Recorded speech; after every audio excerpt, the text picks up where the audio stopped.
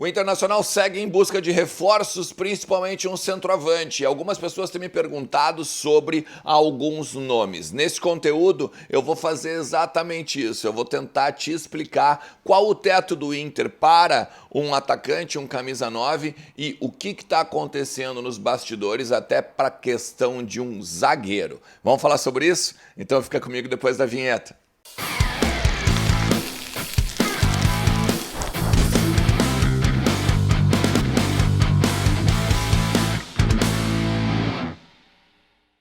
Fala Colorado, como é que vocês estão? Tudo beleza? Baita sábado pra todo mundo.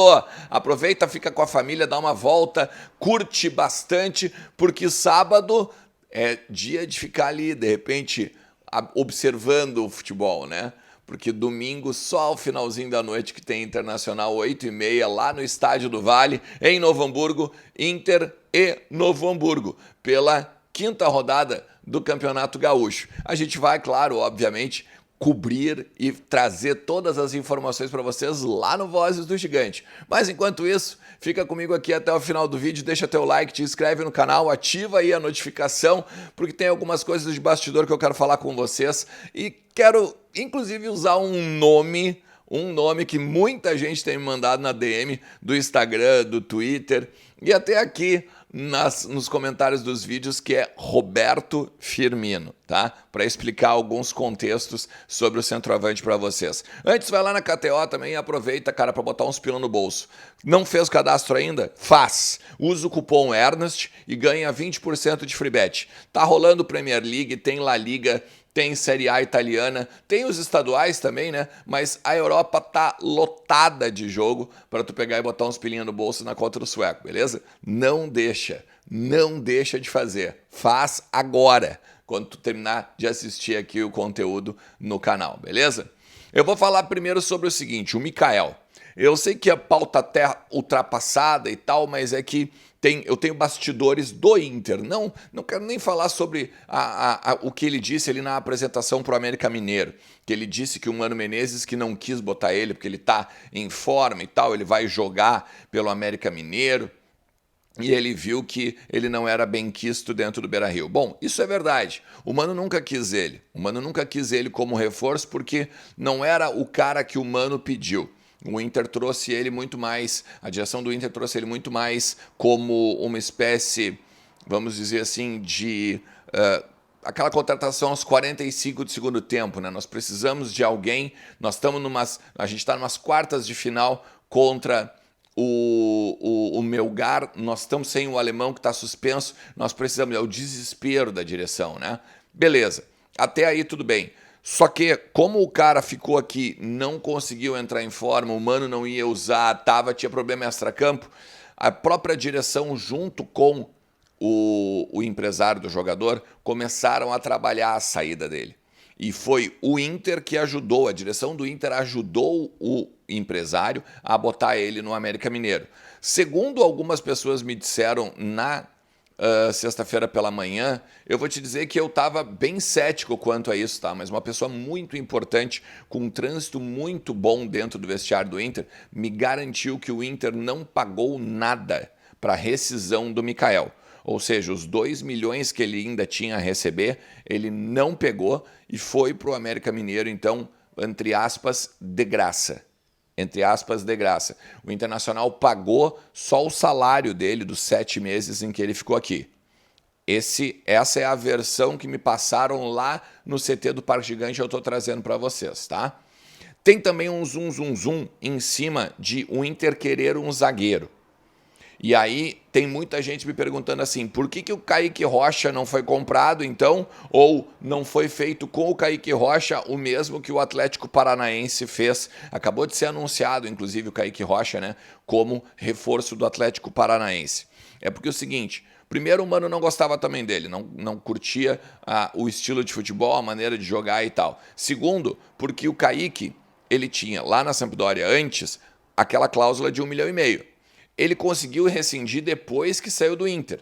E ele saiu do Inter justamente porque ele falou com a comissão técnica, com a direção de futebol, perguntou o seguinte, vocês vão me usar? Eu vou jogar? Porque olha só, o Inter estava com o Mercado, o Moledo, o Igor Gomes, já são 3.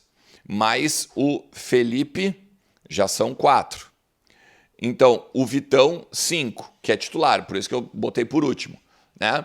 Então, ia ser sempre o Vitão e mais um, provavelmente o Gabriel Mercado ou o Moledo. Ele ia ser muito preterido e não ia jogar. Então ele disse, beleza, eu quero rescindir então, já que vocês não vão me comprar, e eu dou um jeito lá. Acabou rescindindo com a Sampdoria e assinou de graça com o Atlético Paranaense. O que o Inter quer? Por que o Inter quer um zagueiro?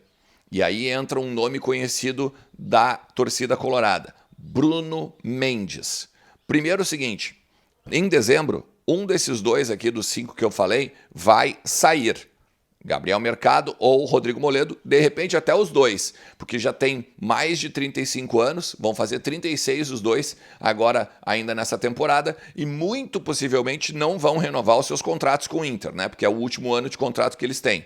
Ou seja, a gente já fica com 2 zagueiros, com 3 zagueiros só, o Vitão, o Felipe e o Igor Gomes. Se o Vitão não ficar, a tendência é que fique.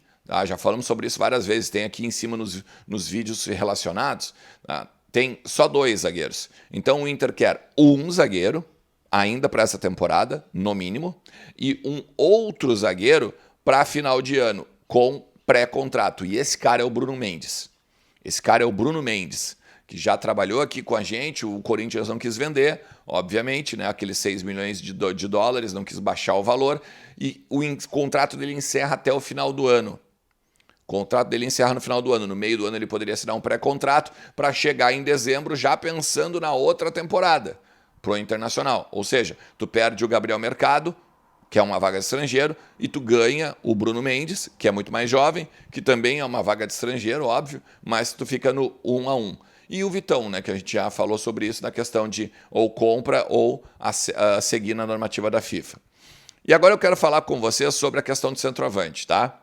Porque assim, tem uma galera agora perguntando se o Roberto Firmino teria a possibilidade de jogar no Inter, porque o contrato dele vai até o meio do ano também, e como tá todo mundo... Agora tá todo mundo assim, né? Todo mundo fez uma pesquisa sobre os jogadores que terminam o contrato. Tanto que tem aí o Luiz Muriel, tem o Roberto Firmino, porque foi falado que o Inter vai usar a questão de pré-contrato, né? Beleza. Primeiro, vamos matar essa questão do Firmino, então. Ó, o Firmino, gente, ele ganha 60 milhões de reais ano no Liverpool. Eu vou repetir. Ele ganha 60 milhões de reais ano no Liverpool de salário. Isso dá 5 milhões de reais por mês. Tá? Vamos fazer que ele vai... mas ele vai reduzir, Ernest. Tá. Vamos fazer que ele reduza para 2 milhões e meio. Vamos fazer que ele tenha uma redução de 50%. Não preciso falar mais nada, né? E aí eu vou trazer um bastidor em cima justamente desses 2 milhões e meio, tá? Na sexta-feira pela manhã, falando sobre essa questão do centroavante e tal, eu perguntei para uma pessoa também lá no CT do Parque Gigante o seguinte, qual o teu teto? Qual o teu teto para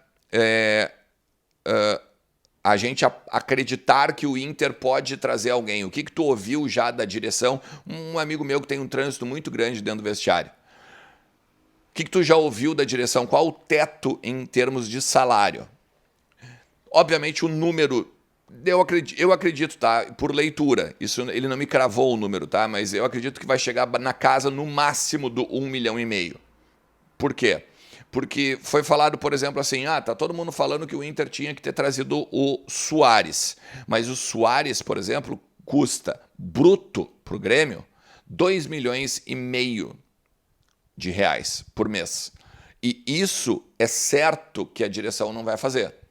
Ou seja, usaram o Suárez, claro, né, para falar o valor, muito mais o valor de 2,5 milhões, para especular ou para dizer que o Inter jamais vai fazer isso também para um jogador como reforço, né?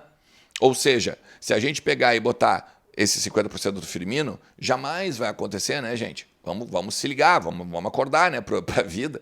Não tem nenhuma chance, a não ser que o Firmino, por caridade, queira vir jogar no Brasil em clubes que não têm condições, por exemplo, como o Flamengo, de pagar. O Flamengo até tem, de repente, e olhe lá, de pagar 2,5 milhões para o cara por mês. Né? Então, esqueçam a questão do Firmino, mas se apeguem nessa questão do 1,5. de reais por mês. E essa é a régua do Inter. Jogadores que vão chegar ganhando salários altos, sim. Mas jogadores como o Borré, jogadores como o Alário, jogadores como o Cuejar. O Cuejar, por exemplo, não vai ganhar 1 milhão, né? Vou falar sério. O Cuejar, se vier para cá, vai ganhar ali 600, 700, 800 mil. Então, tem esse teto salarial e esse também nível de reforço agora para o Internacional, beleza? Eu espero que tu tenha curtido o conteúdo, que tu tenha chegado até aqui, deixado o teu like, te inscrito no canal e também ativado as notificações, porque pela manhã e finalzinho da tarde tem conteúdo novo aqui no canal, beleza? Tamo junto, um forte abraço e bom final de semana para todo mundo. Tchau!